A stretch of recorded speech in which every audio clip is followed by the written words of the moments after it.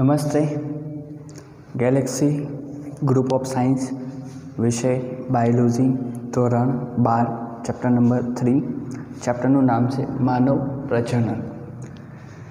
માનવ પ્રજનનમાં આપણે આજે વાત કરવાની છે એક સ્તન ગ્રંથિ વિશે અને સેકન્ડ ઋતુ ચક્ર વિશે।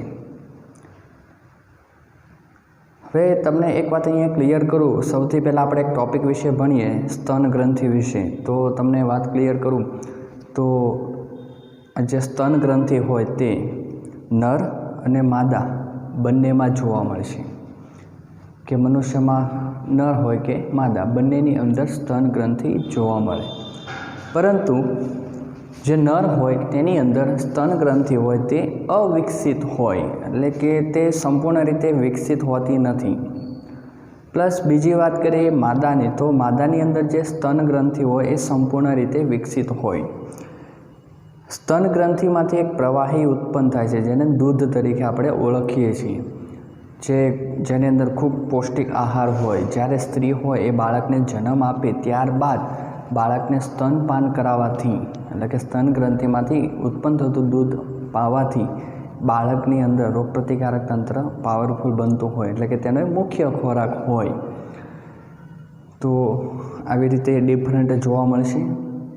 તો સ્તન ગ્રંથિ કેવી હોય એના વિશે વાત કરીએ તો એ છાતીના પ્રદેશમાં હોય, એટલે કે આપણો જે ઉરસ પ્રદેશ હોય તેમાં આ જે વિસ્તાર હોય તેને છાતી તરીકે આપણે ઓળખીએ છીએ। ત્યાં એક જોડી સ્તન ગ્રંથિ આવેલી હોય, એટલે સંખ્યા થાય 2, જમણી અને ડાબી, જેનો શેપ તમે અહીંયા જોઈ શકો છો।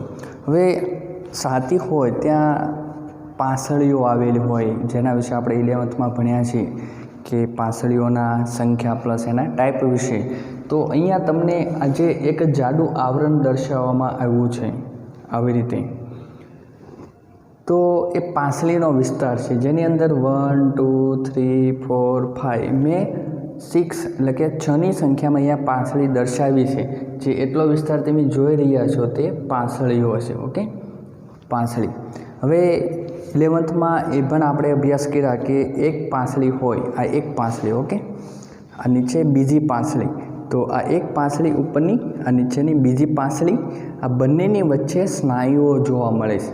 એક પાંસળી, એની નીચે બીજી પાંસળી, એની વચ્ચેના વિસ્તારમાં માની લો કે આ આંગળી એટલે સ્નાયુ છે, તો આવી રીતે જોડાણ હોય। ઉપર પાંસળી, નીચે પાંસળી, વચ્ચે સ્નાયુ। તો આ જે સ્નાયુ હોય તેમને આંતર પાંસળી સ્નાયુ તરીકે ઓળખવામાં આવે છે, જે તમે જોઈ શકો છો। એક પાંસળી ઉપર, એક આ નીચે, વચ્ચે સ્નાયુ છે, તેમને કહેવાય આંતર પાંસળી સ્નાયુઓ।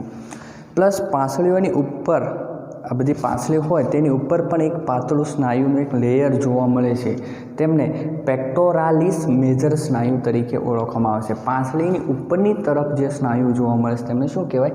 પેક્ટોરાલિસ મેજર સ્નાયુ, જે અહીંયા તમને એટલા આવરણ સ્વરૂપે તમને દર્શાવવામાં આવ્યું છે। તો પાંસળી, આંતરપાંસળી સ્નાયુ, તેની ઉપર પેક્ટોરાલિસ મેજર સ્નાયુ, અને પેક્ટોરાલિસ મેજર સ્નાયુ હોય તેની ઉપર એક આખી સ્તન ગ્રંથિ જોવા મળતી હોય। તો એના વિશે વાત કરીએ તો તેની અંદર મેદ જોવા મળે છે, એટલે કે ચરબી પુષ્કળ માત્રામાં જોવા મળે છે, જે અહીંયા બોર્ડર ઉપર અહીંયા તમને દર્શાવવાની કોશિશ કરી છે। પ્લસ જે સ્તન ગ્રંથિ હોય તે આખી મેદયુક્ત હશે, પ્લસ તેના જે વચ્ચેનો વિસ્તાર હોય, જે તમે આખી સ્તન ગ્રંથિ થઈ તો અહીંયા તમે એક વિસ્તાર જોઈ રહ્યા છો, જે ઘેરા કથ્થાઈ રંગની રચના હોય નાનીમથી, તેમને નિપલ તરીકે ઓળખવામાં આવે છે। તો એ જે નિપલ હોય તે એ નિપલની મદદથી બાળક હોય તે દૂધ પી શકે છે। ઓકે, હવે આની અંદર કેવી ઘણી બધી નલિકાઓ આવેલી છે, પ્લસ કુપિકાઓ આવેલી છે, પ્લસ ખંડો આવેલા છે, તેના વિશે આપણે એક ચાર્ટ દ્વારા એને સમજવાની કોશિશ કરીએ, જે અહીંયા તમને દર્શાવ્યું છે, પણ આપણે ચાર્ટ દ્વારા સમજીએ તો ઓર મજા આવશે। તો આપણને ખબર છે કે સ્વાદુપિંડ ગ્રંથિ હોય તો તેની અંદર ખંડિકા હોય, તો આપણે કહીએ સ્વાદુપિંડ ખંડિકાઓ, એટલે કે અલગ વિસ્તારો હોય। એ જ રીતે સ્તન ગ્રંથિ હોય તેની અંદર પણ નાના સ્તન ગ્રંથિ હોય નાના નાના ખંડમાં વિભાજિત હોય, તો તેમને કહેવાય સ્તન ખંડો। એવું કહેવામાં આવે છે કે દરેક સ્તન ગ્રંથિની અંદર 15થી 20ની સંખ્યામાં સ્તન ખંડો આવેલા હોય, એટલે કે ચોક્કસ આવી રીતે આમ વિસ્તારો આવેલા હોય। એ જે સ્તન ખંડો હોય તેની અંદર કુપિકા કોષો આવેલા હોય, એ જે પોલાણ બનાવે છે ગૃહા, તેમને કહેવાય કુપિકા પોલાણ, અને કુપિકા પોલાણની અંદર કુપિકા કોષો આવેલા હોય. કુપિકા કોષો દૂધનો સ્ત્રાવ થવા માટે સરખી રીતે સમજો. સ્તનખંડો હોય તેની અંદર કોણ હોય? કુપિકા કોષો. આ જે કુપિકા કોષો હોય તે દૂધનો સ્ત્રાવ કરશે, એટલે કે દૂધ હોય એને પ્રોડ્યુસ કોણ કરે છે? તો કે કુપિકા કોષો. અને કોષો ક્યાં છે? તો કે કુપિકા પોલાણની અંદર. તેમાંથી એક નળી ઉત્પન્ન થતી હોય તેમને કહેવાય સ્તન નલિકા. સ્તન નલિકા હોય તે સ્તન વાહિનીમાં ખુલતી હોય, એટલે કે ઘણી બધી સ્તન નલિકાઓ ભેગી થાય અને કોમન નળી બનાવે, જેને કહેવાય સ્તન વાહિની. અને સ્તન વાહિની હોય તે સ્તન તુંબિકામાં ખુલે, અને સ્તન તુંબિકા હોય તે નિપલવાળા વિસ્તારની તરફ ખુલતી હોય નલિકાઓમાં. એ જે નલિકા હોય તેમને કહેવાય દુગ્ધ વાહિની. અને આ જે નિપલની અંદર તમે આ જોઈ રહ્યા છો દુગ્ધ વાહિની, તો દૂધ શોષવાથી એ બહાર નીકળતું હોય. તો કહેવાનો મતલબ એમ, અથવા 11મામાં તમે રેસ્પિરેટરી સિસ્ટમ વિશે અભ્યાસ કર્યો હશે, શ્વસન તંત્ર વિશે. તો જે લંગ્સ આવેલા હોય, ફેફસાઓ, એની અંદર તમે થોડુંક યાદ કરો કે પ્રાથમિક શ્વાસ વાહિની, દ્વિતીયક શ્વાસ વાહિની, તૃતીયક શ્વાસ વાહિની, અને અંતમાં સૂક્ષ્મ શ્વાસ વાહિકા, અને અંતમાં તમને ખબર હોય તો વાયુકોષ્ઠ આવેલા હતા. તો વાયુકોષ્ઠ જેવી રચના એટલે કુપિકા કોષો થાય, જેની અંદરથી દૂધ પ્રોડ્યુસ થશે. તો એ ક્યાં આવેલા હોય? તો કે કુપિકા પોલાણમાં. ત્યાંથી જે દૂધ હોય કોષોમાંથી એ કઈ નલિકામાં પ્રવેશ કરે? તો કે સ્તન નલિકા. આવી ઘણી બધી સ્તન નલિકા ભેગી થઈને કોમન નળી બનાવે, તેને કહેવાય સ્તન વાહિની. તે સ્તન તુંબિકામાં ખુલે, ત્યાંથી દુગ્ધ વાહિનીમાં દૂધ પસાર થાય, અને ત્યાંથી દૂધ શોષવાથી, નિપલની મદદથી શોષવાથી દૂધનો બહાર સ્ત્રાવ થતો હોય. તો આવી રીતે આખી સંરચનાઓ જોવા મળતી હોય. તો શોર્ટ ક્વેશ્ચન છે સ્તન ગ્રંથિ. તો આવી રીતે એક માદા પ્રજનન તંત્રનો એક અંગ થયો. ટૂંકમાં માદા પ્રજનન તંત્ર હોય તેમાં સ્તન ગ્રંથિનો પણ સમાવેશ થતો હોય. તો તેના વિશે આપણે વાત કરી. હવે આપણે મેઇન ટોપિક વિશે આજે વાત કરવાની છે, જેનું નામ છે ઋતુચક્ર, ઋતુ સાયકલ. જે અહીંયા તમને એક ડાયાગ્રામ દ્વારા સમજાવવાની કોશિશ કરીએ છીએ, કે એનો એક બેઝિક માહિતી તમને આપી દઉં, જેથી ટોપિક સમજવામાં તમને સરળતા રહે. ઋતુચક્ર જે સિર્ફ ને સિર્ફ માદામાં જોવા મળે છે, એટલે કે ફિમેલમાં જોવા મળે છે. ઋતુચક્ર નરમાં જોવા મળતું નથી, પુરુષમાં નહીં જોવા મળે.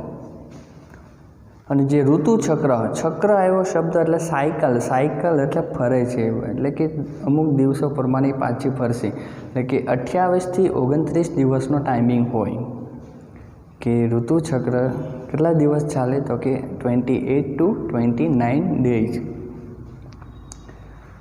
પ્લસ બીજી વાત કરું તો ઋતુચક્રમાં શું થાય? તો કે માદા હોય એના ગર્ભાશયમાંથી બ્લડનો સ્ત્રાવ થાય શરીરની બહાર, જે 3 થી 5 દિવસ સુધી સતત સ્ત્રાવ થતો હોય. તો કે માદાના જે ગર્ભાશયમાંથી રુધિર કેશિકાઓ તૂટવાથી ગર્ભાશયની દિવાલમાં જે ખાસ ભાગ ભજવતો હોય સૌથી અંદરનું પડ એન્ડોમેટ્રિયમ, જે માદા પ્રજનન તંત્રમાં તમે થોડી ઘણી માહિતી મેળવી, તો કે સૌથી અંદરનું સ્તર હતું ગર્ભાશય, કુખનું એન્ડોમેટ્રિયમ. તે ગ્રંથિમાં રુધિર કેશિકા ધરાવતી હોય અને એ તૂટવાથી જે બ્લડનો સ્ત્રાવ થાય, શરીરની બહાર નિકાલ થતો હોય, જેને આપણે ઋતુચક્ર તરીકે ઓળખીએ છીએ, સાયકલને. પણ જે બ્લડનો બહાર સ્ત્રાવ થાય તેમને ઋતુસ્ત્રાવ તરીકે ઓળખવામાં આવે. શબ્દ સમજો, જે આખી સાયકલ ફરે છે તેમને ઋતુચક્ર કહેવાય, પરંતુ જે બ્લડનો સ્ત્રાવ થાય તેમને ઋતુસ્ત્રાવ તરીકે ઓળખવામાં આવે છે. અથવા આને બીજા શબ્દોમાં તમારે કહેવું હોય તો તેમને રજો દર્શન, રજો દર્શન તરીકે પણ ઓળખવામાં આવે છે. બીજી વસ્તુ, ઋતુચક્ર શા માટે થાય? તો જે અંડકોષ પ્રોડ્યુસ જો હોય, માદાની અંદર જે અંડકોષ નિર્માણ પામ્યો હોય, તેનું જો શુક્રકોષ સાથે ફલન ના થાય, સરખી રીતે સમજો, અંડકોષનું શુક્રકોષ સાથે ફલન ના થાય તો ઋતુસ્ત્રાવ થાય.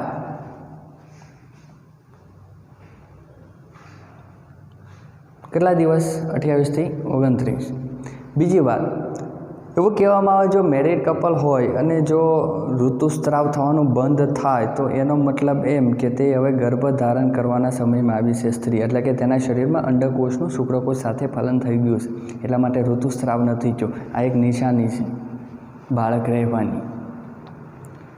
તો તમને એવો સવાલ થાય કે ઋતુસ્રાવ એટલે કે ઋતુ સાયકલની ઋતુચક્રની ઘટનાઓ માદામાં જોવા મળે છે તો એ કેટલા વર્ષ સુધી ચાલતી હોય? તો કે સ્ત્રીઓની અંદર 15 યર એટલે કે 50 વર્ષ સુધી એ ઋતુચક્રની ઘટનાઓ જોવા મળતી હોય, જેને મેનોપોઝ તરીકે ઓળખવામાં આવે છે.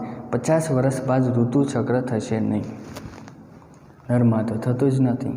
તો એ ઘટનાઓ કેવી છે, કઈ રીતે થાય, તેના વિશે આપણે હવે સમજવાની કોશિશ કરીએ. તો તમને કોષ્ટક દ્વારા સમજાવવાનો પ્રયત્ન કર્યો તો કે ઋતુચક્ર હોય એ ટોટલ 3 પાર્ટમાં ડિવાઈડ થશે. 3 પાર્ટ. હું સૌથી પહેલો પાર્ટ પાડું છું ઋતુસ્રાવ, જે 3 થી 5 દિવસ સુધી ચાલે છે. ઓકે. બીજો તબક્કો 3 તબક્કામાં ડિવાઈડ થયો. પહેલો તબક્કો ઋતુસ્રાવ તબક્કો. સેકન્ડ તબક્કો આવે છે પુટિકીય તબક્કો. પુટિકીય તબક્કો અથવા પ્રસર્જિત તબક્કો. સરખી રીતે સમજો.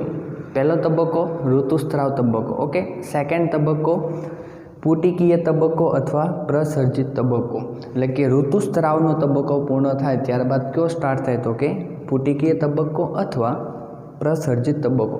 અને થર્ડ તબક્કો તેને કહેવાય લ્યુટિયલ તબક્કો અથવા સ્ત્રાવી તબક્કો. લ્યુટિયલ તબક્કો અથવા સ્ત્રાવી તબક્કો.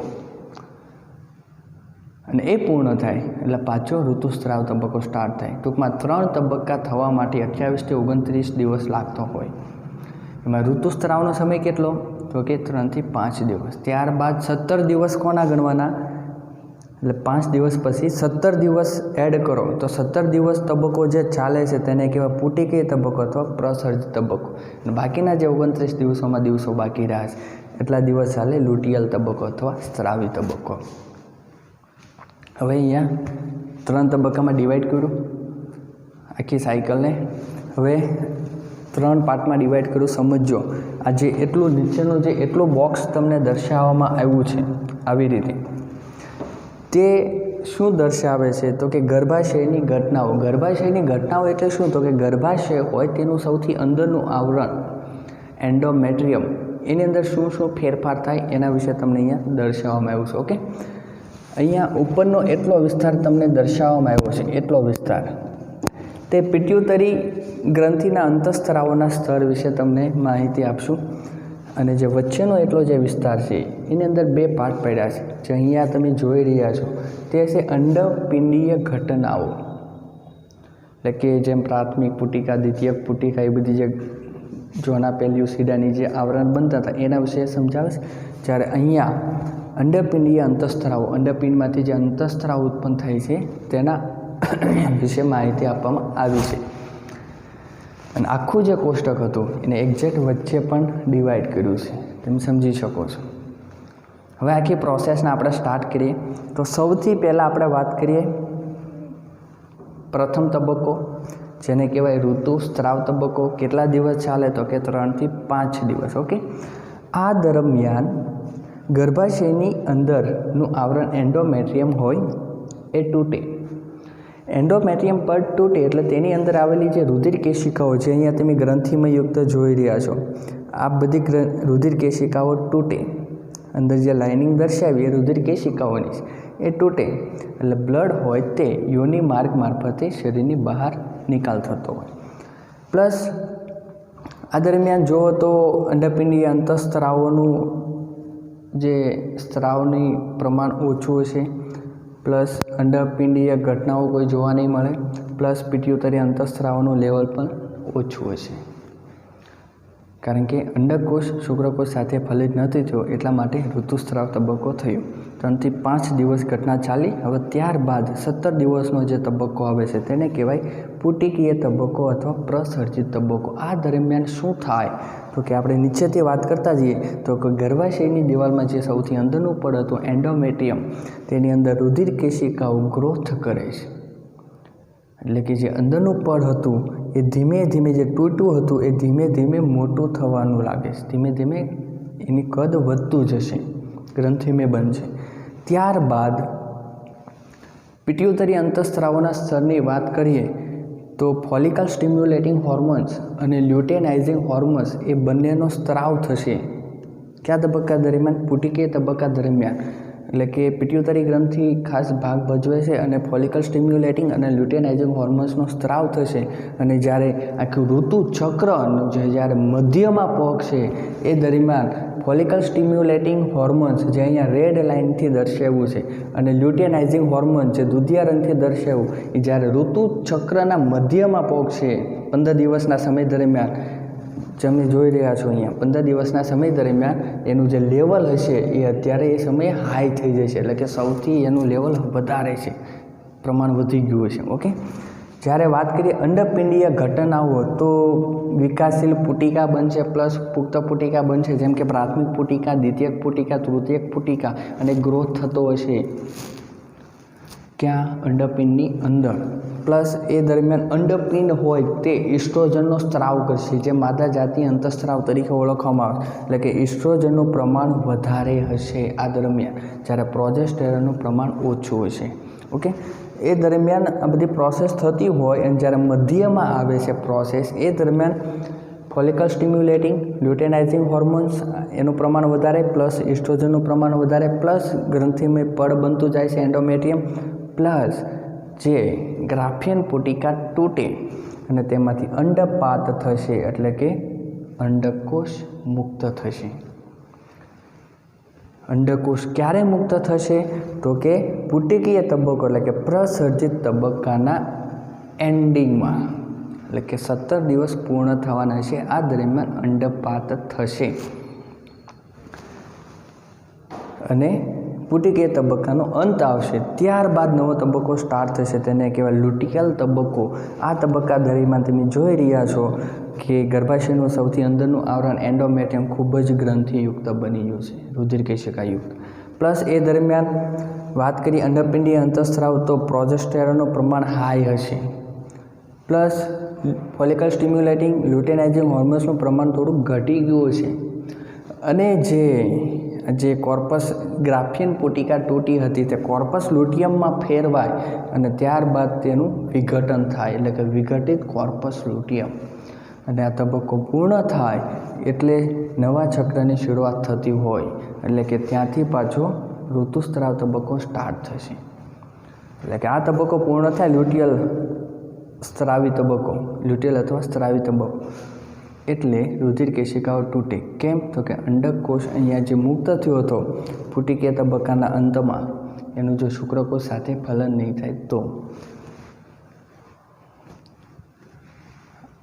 ચોથા ચેપ્ટરમાં તમે એક અભ્યાસ કરશો કે ઋતુચક્રની ઘટના દરમિયાન સમાગમ કરવાથી બાળકની શક્યતા નહીવત હોય. તો કહેવાનો મતલબ એમ કે જો લ્યુટિયલ તબક્કો ચાલતો હોય ઋતુચક્ર બાદ, કયો તબક્કો આવે? પુટિકીય તબક્કા દરમિયાન તમે સમાગમ કરો તો શુક્રકોષ દાખલ કરો ગર્ભાશયમાં તો ફલન થશે નહીં.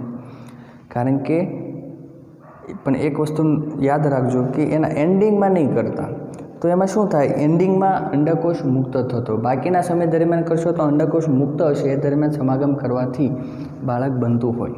અને જો બાળક બનાવવાની ઈચ્છા હોય કોઈ યુગલોને તો ઋતુચક્રના એટલે કે ઋતુસ્ત્રાવ પૂર્ણ થાય ત્યારબાદ 17 દિવસ પછી જો સમાગમ કરવામાં આવે, એટલે કે તબક્કો હશે લ્યુટિયલ તબક્કો, આ દરમિયાન સમાગમ કરવાથી બાળક રહેવાની શક્યતાઓ સૌથી વધારે છે. તો કહેવાનો મતલબ એમ કે આવી રીતે ઋતુચક્રની ઘટનાઓ જોવા મળતી હોય. આ ટૉપિક ખૂબ અગત્યનો છે, એક્ઝામમાં પણ પૂછાય છે ઘણીવાર, પ્લસ આકૃતિ ડ્રો કરવી જરૂરી છે. તો આવી રીતે બધી પ્રોસેસ થતી હોય જે 28 થી 29 દિવસ સુધીની ઘટનાઓ છે. તો આ એક કોષ્ટક ચાર્ટ સ્વરૂપે નોર્મલ આકૃતિ દ્વારા તમે આખી ઘટનાઓ સમજી શકો છો, જેના મદદથી ઋતુચક્ર ક્યારે થાય, કેટલા દિવસ ચાલે, મેનોપોઝ કોને કહેવાય, અને ખાસ કરીને ભવિષ્યમાં પણ આ ખૂબ અગત્યનો ટૉપિક છે કે જ્યારે મેરિડ લોકો હોય તો એક બાળકો ના બનતા હોય તો એ કયા સમયે સમાગમ કરે તો સૌથી વધારે શક્યતા હોય ફલનની, તો એ પણ પદ્ધતિઓનો ઉપયોગ કરી શકે છે.